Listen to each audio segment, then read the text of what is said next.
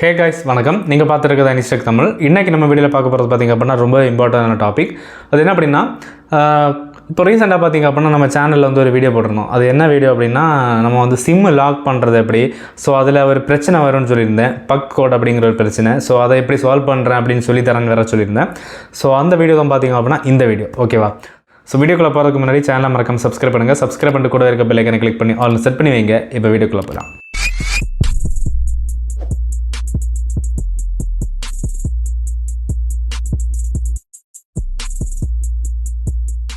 Okay, நீங்கள் இன்ஸ்டாகிராமில் follow பண்ணலாம், மறக்காம ஃபாலோ பண்ணுங்கள். ஃபாலோ பண்ணிவிட்டு உங்களுக்கு என்ன டவுட் இருந்தாலும் எனக்கு டிஎம் பண்ணுங்கள், நான் கண்டிப்பாக ரிப்ளை பண்ணுவேன், ஓகேவா?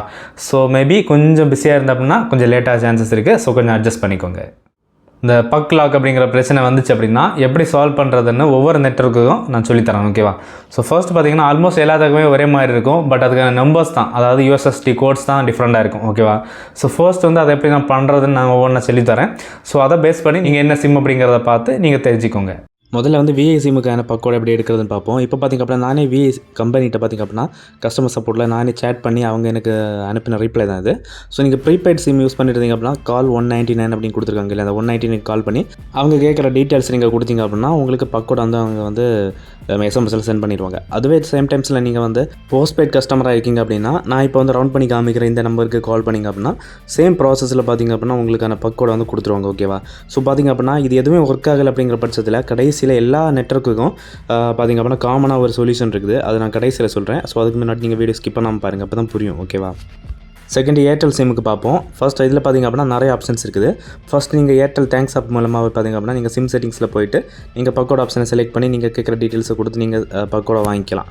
இல்லை அப்படின்னா நீங்கள் வந்து இன்னொரு சிம் மூலமாக, அதாவது இன்னொரு ஏர்டெல் சிம் மூலமாக 100# அப்படிங்கிற இந்த நம்பருக்கு நீங்கள் வந்து கால் பண்ணி பார்த்திங்க அப்படின்னா நீங்கள் வந்து அதாவது செல்ஃப் ஹெல்ப் அப்படிங்கிற ஆப்ஷனுக்கு நீங்கள் வந்து 2 செலக்ட் பண்ண வேண்டியிருக்கும். அதில் பக்கோட் ஆப்ஷன் கேட்பாங்க. ஸோ அவங்க கேட்குற டீட்டெயில்ஸ் கொடுத்தீங்க அப்படின்னா வித்தின் செகண்ட்லேயே உங்களுக்கான பக்கோட் பார்த்திங்க அப்படின்னா அவங்க கொடுத்துருவாங்க, ஓகேவா? ஸோ மூணாவது ஆப்ஷன் பார்த்திங்க அப்படின்னா இந்த நான் லாஸ்ட் டைம் ரவுண்ட் பண்ணி காமிக்கிறேன் இல்லை, இந்த நம்பரை நீங்கள் வந்து வேறு ஒரு ஏர்டெல் நம்பர், அதாவது உங்கள் வீட்டில் இருக்கிற வேறு ஒரு ஏர்டெல் நம்பரில் நீங்கள் கால் பண்ணிட்டீங்கன்னா போதும். ஸோ பார்த்திங்கன்னா கஸ்டமர் கேர்லேருந்து உங்களுக்கு சப்போர்ட் வரும். ஸோ பக்கோட் ஆப்ஷனுக்காக வெரிஃபை பண்ணுவாங்க. அதில் பார்த்திங்க அப்படின்னா உங்களோட அட்ரஸ்ஸு, அதுக்கப்புறமா டேட் ஆஃப் பர்த்து, ஸோ இந்த டீட்டெயில்ஸ் எல்லாமே கேட்டு வெரிஃபை பண்ணுவாங்க. ஸோ வெரிஃபிகேஷன் முடிச்சுட்டு உங்களுக்கு உடனே பக்கோட கொடுத்துருவாங்க, ஓகேவா?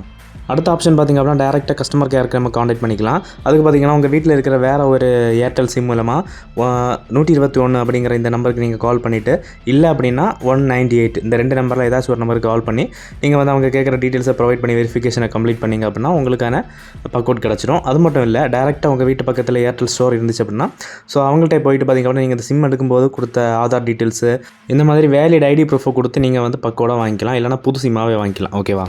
மூணாவதாக ஜியோ சிம்முக்கு பார்ப்போம். ரொம்பவே ஈஸி. மை ஜியோ ஆப்பில் பார்த்திங்க அப்படின்னா ஓப்பன் பண்ணிவிட்டு நேவிகேட்டில் மொபைல் அப்படிங்கிற ஆப்ஷன் இருக்கும். ஸோ அதில் பார்த்திங்கன்னா பர்கர் மெனு, அதில் போயிட்டு செட்டிங்ஸ் அண்ட் அதில் போயிட்டு சர்வீஸ் செட்டிங்ஸ், அதில் போயிட்டு பக் அப்படிங்கிற ஆப்ஷன் இருக்கும், பிஓகே ஆப்ஷன் இருக்கும். ஸோ அதில் போயிட்டு பார்த்திங்க அப்படின்னா உங்களுக்கான பக்கோட பார்த்திங்கன்னா நீங்கள் வந்து வியூ பண்ணிக்கலாம். ஸோ உங்கள்ட்ட ஜியோ ஆப் இல்லை அப்படின்னா அடுத்த ஆப்ஷன் ஸோ பார்த்திங்க அப்படின்னா 198 அப்படிங்கிற நம்பருக்கு உங்களோட ஜியோ நம்பர், அதாவது பக்கோட் ப்ராப்ளம் இருக்குல்ல, அந்த நம்பர்லேருந்து கால் பண்ண முடிஞ்சால் பண்ணுங்கள்.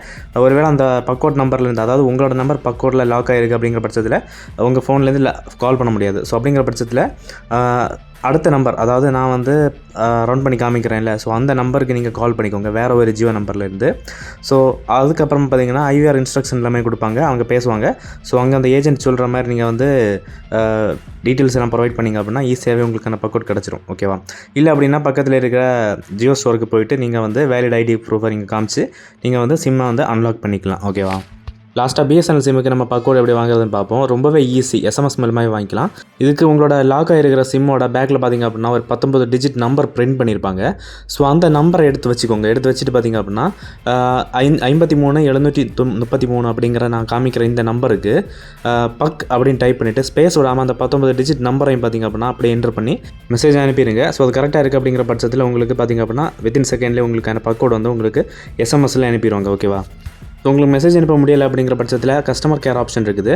ஸோ பார்த்திங்க அப்படின்னா பிஎஸ்என்னோட கஸ்டமர் கேர் நம்பரான 123 அப்படிங்கிற இந்த நம்பரை நீங்கள் வந்து டோல் ஃப்ரீ நம்பர் தான் கால் பண்ணிக்கோங்க. கால் பண்ணி பார்த்திங்க அப்படின்னா அவங்க கஸ்டமர் கேரில் பக்கவுட் ப்ராப்ளத்துக்கு சொல்லிவிட்டு அதுக்கப்புறமா நான் ஃபஸ்ட்டு சொன்ன மாதிரி இந்த 19 டிஜிட் நம்பர் அந்த சிம்மில் பிரிண்ட் ஆகிருக்கும் இல்லையா, ஸோ அந்த நம்பரை பார்த்திங்கன்னா கேட்பாங்க. ஸோ கேட்கும்போது அந்த நம்பரை கரெக்டாக நீங்கள் கொடுத்தீங்க அப்படின்னா அவங்க வெரிஃபை பண்ணிவிட்டு உங்களுக்கான பக்கோடை பார்த்திங்கன்னா கரெக்டாக உங்களுக்கு கொடுத்துருவாங்க. நீங்கள் உங்களோட பிஎஸ்என்எல் சிம்மை ஈஸியாகவே அன்லாக் பண்ணிக்கலாம். ஸோ நான் ஃபஸ்ட்டே சொன்ன மாதிரி பார்த்திங்க அப்படின்னா எல்லா நெட்வொர்க்குமே காமனான ஒரு சொல்யூஷன் இருக்குது.